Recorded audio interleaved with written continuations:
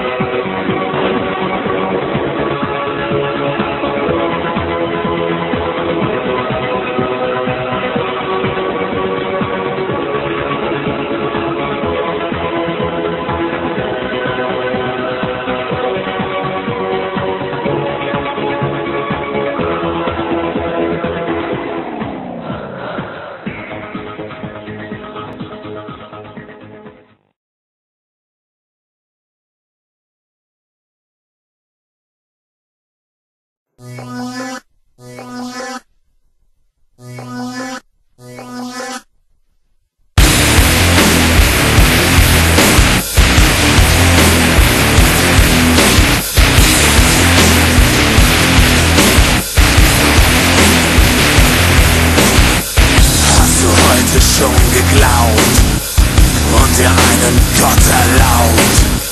Hast du Gott heute umgebracht und ihn danach neu erdacht? Bist du völlig ausgebrannt, vor dir selber fortgerannt? Hast du den Verstand verloren und ihn danach neu geboren? Bist du heute schon geflohen auf den großen Lügenthron? Wolltest du halt nur noch schreien? Konntest du dir nicht verzeihen? Alles bleibt in dir stehen. Alles wird mit dir vergehen.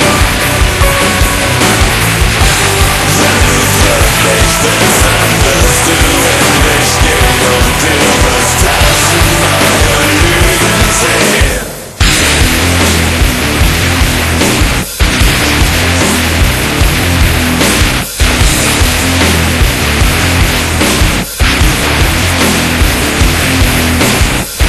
Hast du heute schon geweint, dich mit deinem Gott vereint? Hat er dich vor dir verschont, dich mit deinem Traum belohnt?